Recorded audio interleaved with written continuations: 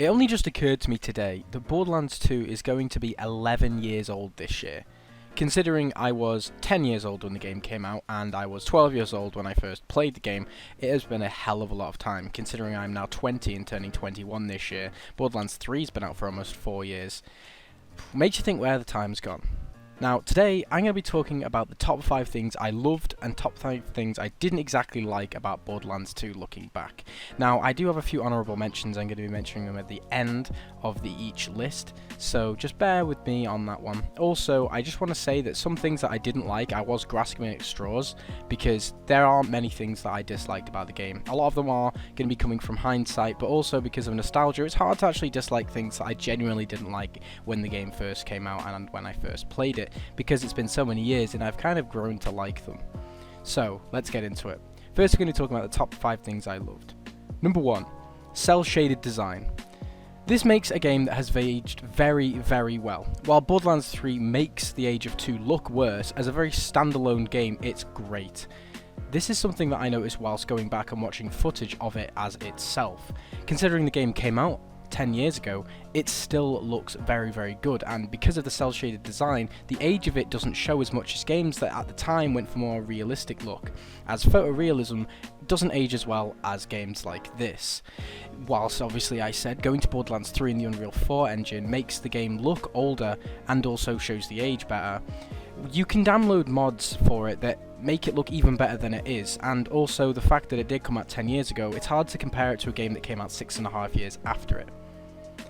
Number 2, the most iconic characters in my opinion of any Borderlands game, even with barely any voice lines. Now this is a bit of nostalgia bait because I said there's not many voice lines, meaning the characters can't get built up as much as you think they could, but the DLCs that allow them to talk, a few Headhunter packs allow them to, as well as Tiny Tina's Assault on Dragon Keep has a few, and also the Echo Logs that they have, make them iconic for some reason. Even though Borderlands 3 and the pre-sequel, the characters talk a hell of a lot more, not only in Echo Logs, but also to the actual characters in the game that you're with. Nostalgia is a big factor in me liking them more than any other character. I also think it's because the game that we played is longer, and we've played it longer than any other Borderlands game.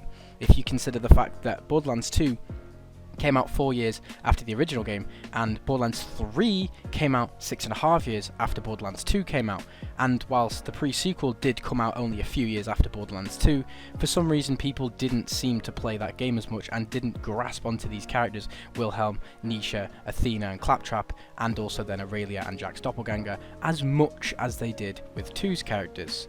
Now I can admit that Jack's doppelganger and Aurelia are very good characters and they do return in Borderlands 3, but the other characters don't. 2 of them are dead, one of them is Claptrap, so obviously he's gonna return, but he never really was new in the game, so it wasn't like he's returning from anything. And then Athena was doing something, I don't really know. They never really told us what happened to her, as she was captured by the Crimson Raiders, and then after Lilith tried to shoot them, the Watcher came and protected her, but both her and the Watcher aren't seen in this game, so I don't really know what's going on with her. Number 3, raid bosses and raid boss specific loot like Pearl Essence and Seraphs. Now this is something that I really noticed when in 3. They didn't decide to introduce any new rarities above Legendary, and they also decided to not introduce your stereotypical raid bosses.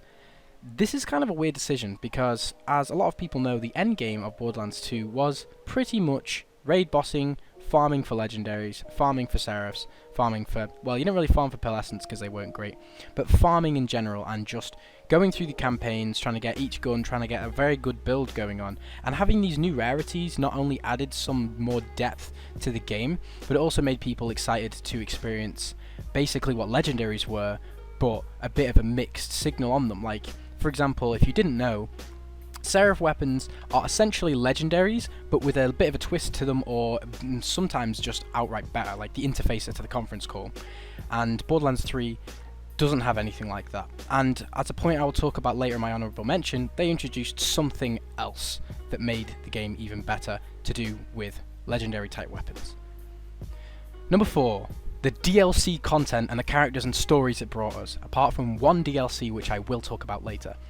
The DLCs in this game, once again, nostalgia and hindsight might be something that I am introducing into this, but the DLCs, I've played both Borderlands 2's DLCs and Headhunters, which Borderlands 3 doesn't have, and Borderlands 3's DLCs, at least the first year DLCs, the main DLCs. I haven't played the Director's Cut, and I haven't played Salvador and Axton's type of thing. I think it's like an arena-based game mode type thing. I've not played them, but I've played the 4 main DLCs, and I noticed that Borderlands 2 really hit the nail on the head with most of them, and obviously everyone mentions Tiny Tina's Assault on Dragon's Keep.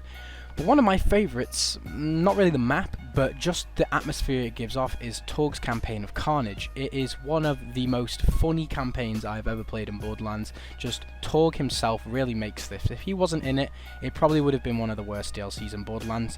But the fact that it's got this environment that he can play around with, and all these speakers and the big badass arena, just makes that DLC really fun for me. And it's also underrated considering Tiny Tina's Assault on Dragon's Keep is held to such a high standard.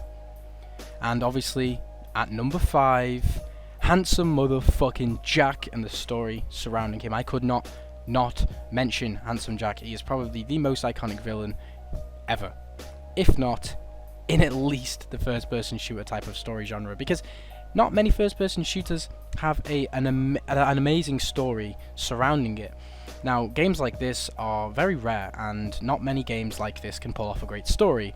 The only games that I can think of that are similar to this are Destiny and something like The Division.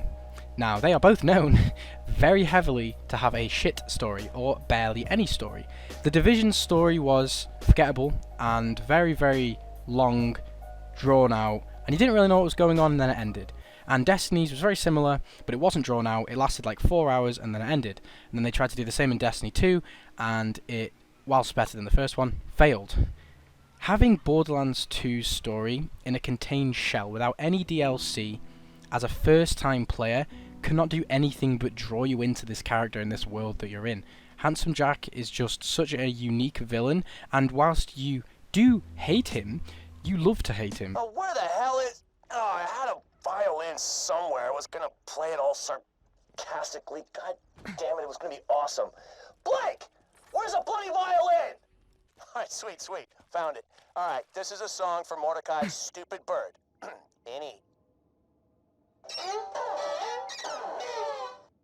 Alright, you know what? Screw you. It would have been hilarious if I found it earlier. Shut up!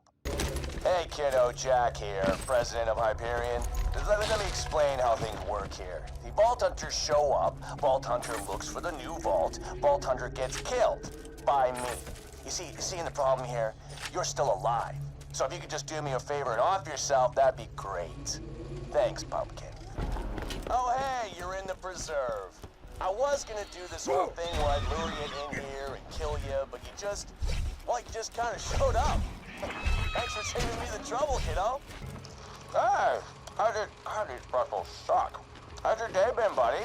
We haven't really talked much since I left you for dead. Hey, you think you'll freeze to death out there? No, probably not. Bandits will get you first. My day? Been pretty good. Just bought a pony made of diamonds. Yeah, because I'm rich. So, you know, that's cool. Goodbye. And you don't just hate him because he's a terribly written character, like I mentioned in my previous video with Troy and Tyreen. You hate him because he's charming and he wants you to die, but you kind of want him to get his wish in a way, especially after playing the pre-sequel, but we are just talking about Borderlands 2 here. Now, we've got 2 honourable mentions I'm going to be talking about. The first one is Pandora. This kind of relates to the handsome Jack and the story surrounding him. Pandora, something about how they made this game look and how they made it feel being on Pandora really immerses you in this world. And even with Borderlands 3 having multiple planets, including Pandora itself, 2 just has something about it. There's a reason why, even with all these different planets in Borderlands 3 and only having one on Borderlands 2, they make this game feel so big and so immersive. I know obviously it's because they can focus on this one planet, meaning they can make it more distinct and more immersive in general, but there is something about being on Pandora that really gets you into the world. Now with Borderlands 3, you don't really spend as much time on each planet, meaning you can't really get as immersed into each world. And whilst there is a lot of planets and a lot of different areas within these planets, there was just something about them that made me feel I was only here because I had to be here. And I kind of looked around and thought, yeah, these look great, but there's not really defining characters that I can get from these. Whilst, yes, Eden 6 and Pandora and even Necrotafeo all look very different, the feeling I had was kind of just like, oh, okay, well, this is different to the other one. But I didn't really gather, wow, this planet is this is the people that live here, this is how crazy everyone is, it must be horrible to live here. I didn't really have that feeling when I did go to these different planets. I kind of just thought, once again, oh, okay, well, this is a forest planet. Oh, okay, well, this is apparently where the first vault was ever. This is where Typhon de Leon is. This is where whatever. You know, the only one that I could think of that's completely different is Promethea, because it's a city, big, massive city world, and it did get me thinking a bit, like, oh, is this the whole planet like this? Is this just the part we're in? But we never really get to see a lot of that. We kind of just see the city part, so it does make me feel, is this a city, or is this a city type of planet? It did get me thinking with that, but only for a bit. Now, the last honourable mention, I was actually going to put this in as a pick, but I thought I can put it as an honourable mention and have it as sort of a add-on to the DLC. This is the Commander Lilith and the Fight for Sanctuary. This was something I never expected, adding an entirely new short campaign DLC, not only for free, but years after the game had originally released, with 2 more OP levels, a raid boss, and a new rarity of gun, that being Effervescent. Editing Lewis here, they also added 8 new levels, so you could go from level 72 to level 80. I didn't notice at the time for some reason, but yeah, they added 8 new levels. And this is amazing, and something I love Gearbox for doing. The only other game I've seen that's done something similar to this is Dying Light right before Dying Light 2 came out. Borderlands did this to capitalise on the fact that there was a bit of story that we hadn't seen yet, and that we're going into Borderlands 3. They obviously have the Sanctuary disappearing. That was something that wasn't really an answer in Borderlands 3. Where's Sanctuary gone? What's happened to it? And also the fact that Scooter had died, and why does Ellie now have the Catch a Ride? What's going on with that? Obviously it's a sister, but I kind of wanted to know more about that. And just different things that happened within the story really get molded together and really square off Borderlands 2's story to a T. And obviously adding these effervescent weapons, which do help you in the raid boss, but also they're rainbows, guys, come on. Different colours flashing on screen make your brain go ooh, and it's really cool that they added all of this for free. And whilst I dislike OP levels, which I will talk about soon, it's cool that they did decide to add it for anyone who did want to be able to get to 10, and also for people that thought going to 8 was annoying because they wanted to have that rounded square off 10. Why did they only go to 8? I still don't really know to this day, but now we have 10, and all for free. I can't stress that enough, for free, years after the game came out.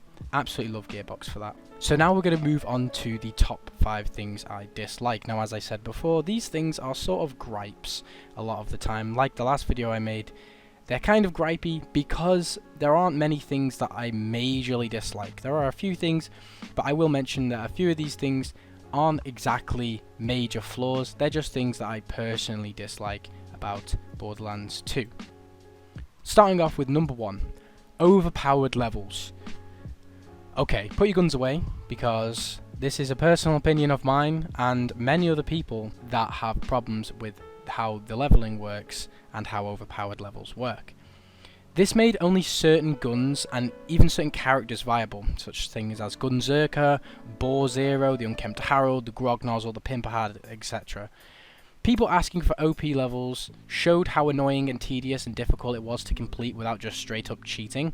Now, if you don't know about this, I made a few videos about 5 years ago now, and many other people made videos like this where they give people runs to OP8 by cheating, essentially rocket jumping out of the map to get to the final boss quicker, the 0010001 boss. Stuff like that really shows that people aren't just lazy, because if that many people ask for it, that shows to me that it's something that's tedious and shouldn't really be in the game.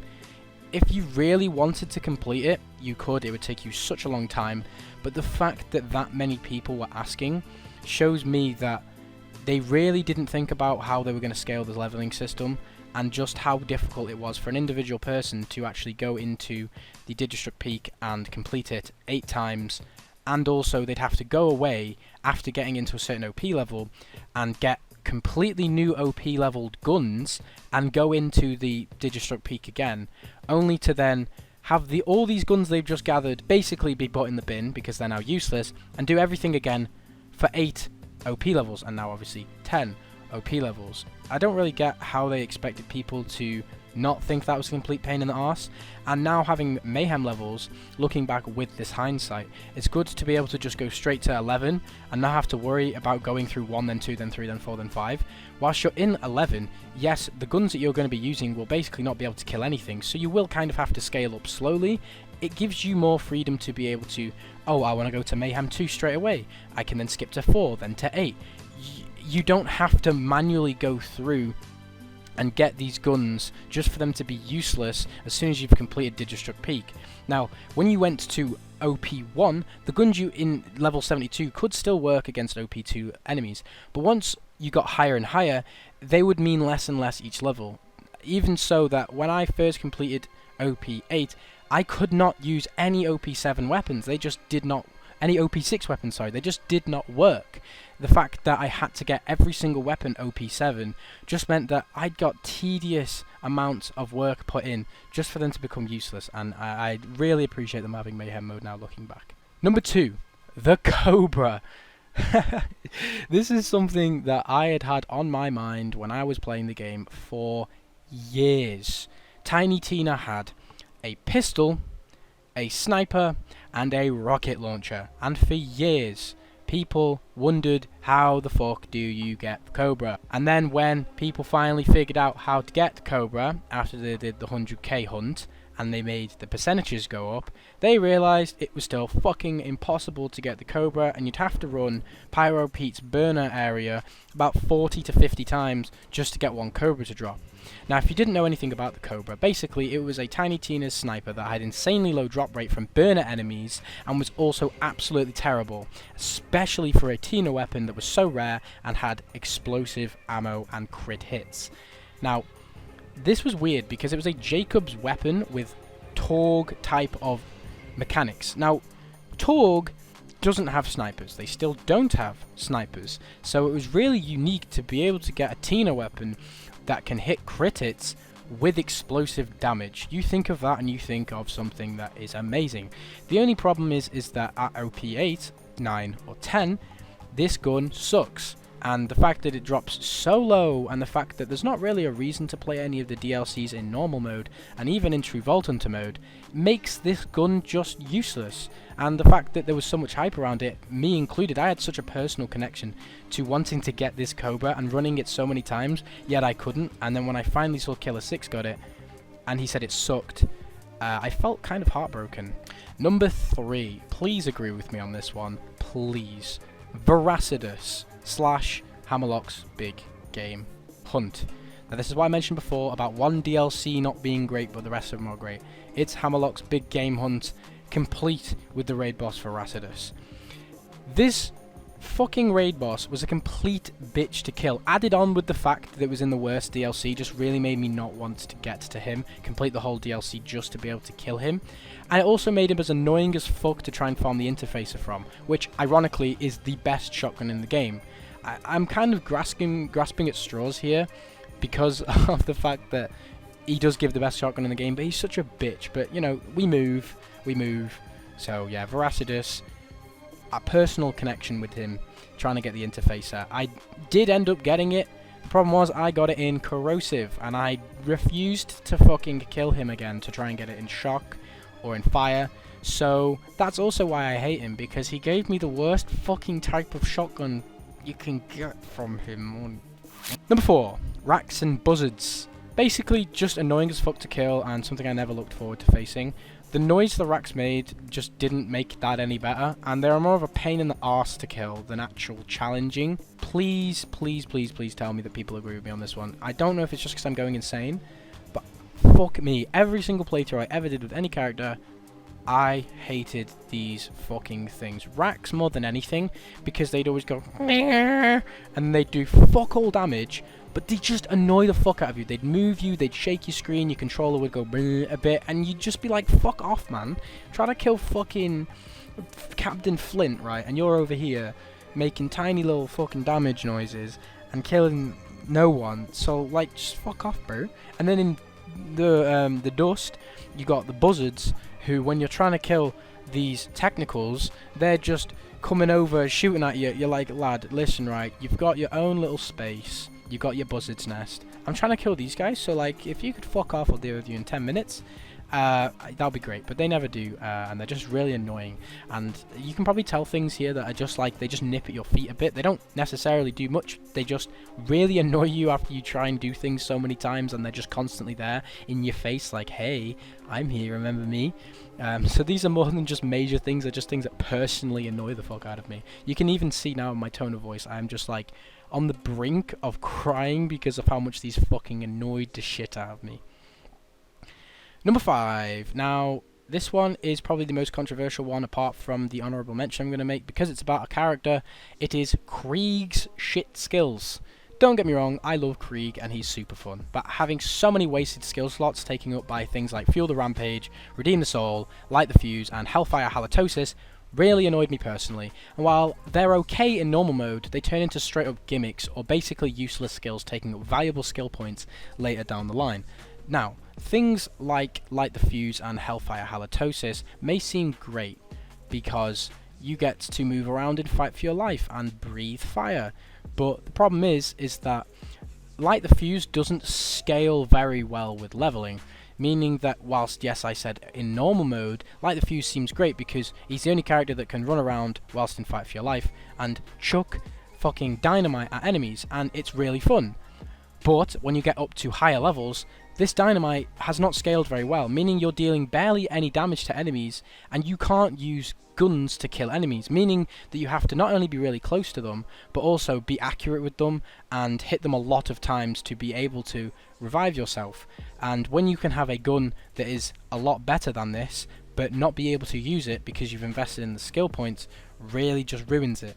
The same thing kind of happens with Hellfire Halitosis, whilst once again, great in normal mode, kind of fun, only character that can breathe fire, doesn't scale very well. And especially in Ultimate Vault Hunter mode, when most enemies have shields, you're going to be doing fuck all damage to them, but also you're not going to be doing any damage because they're going to be immune because they've still got a shield, meaning that you're going to have to get really close to an enemy, and also you're going to have to breathe fire that does barely any damage to them. So that's what I mean about gimmicks. They are gimmicks, don't get me wrong, they're fun, but they're very gimmicky.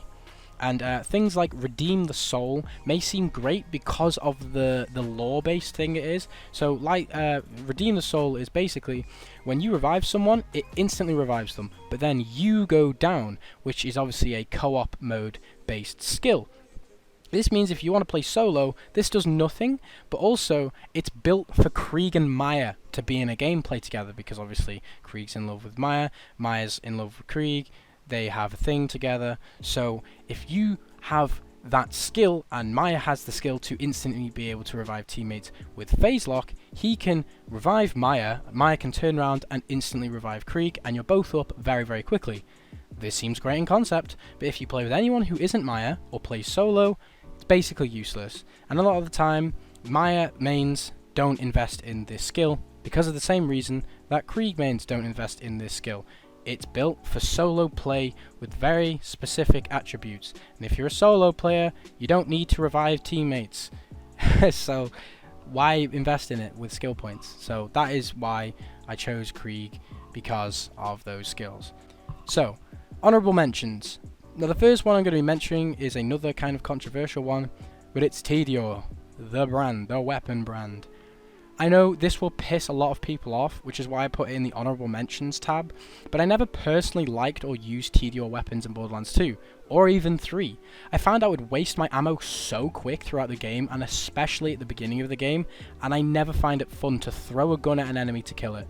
I find it important in a game where you shoot things with guns to fucking, shoot things with guns to kill them.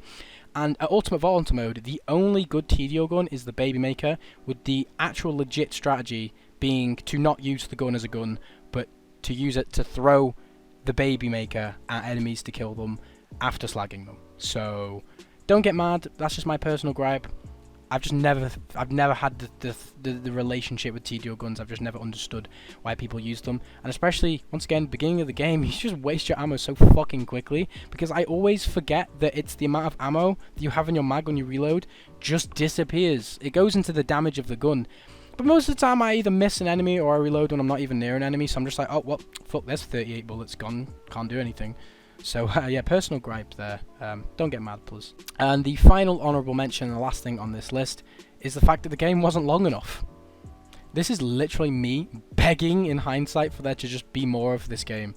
I'm basically saying it's bad because I can't relive it from the start and wish the story was longer just so I can play more of it.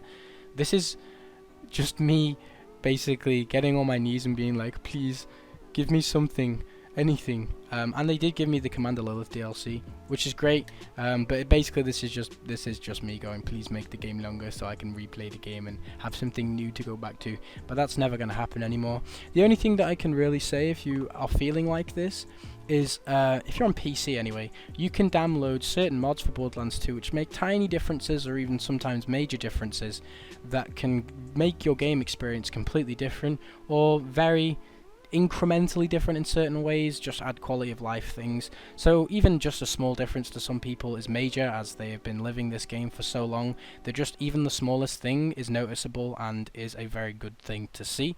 And it's also great that people are still making mods for this game, so much that there is top 5, top 10 lists for mods on Borderlands 2 in 2022. So if you're ever interested in something like this because you just miss having that new thing with Borderlands 2, please just feel free to check out mods. They're great, and especially considering people are still putting time into them, please support them. So that has been my top 5 worst and top 5 best things I found about Borderlands 2. Gripes, most of them, I know, but also things that I genuinely feel passionate about and genuinely look back at and feel happy and sad about, knowing that I've experienced the game for what it has to offer, and the fact that it's going to be that old this year really makes me feel old, and it also really makes me feel sad that we'll never get anything again to do with Borderlands 2, and we'll have to move on and just hope that Borderlands 4 is better. So I hope you enjoyed this video. If you did, please make sure to leave a like. It took me quite a while to think of all these things and edit them into a coherent, cohesive manner. So yeah, really appreciate that, guys. It's weird making a Borderlands 2 video after so long, so I hope you appreciate it. See you in a bit.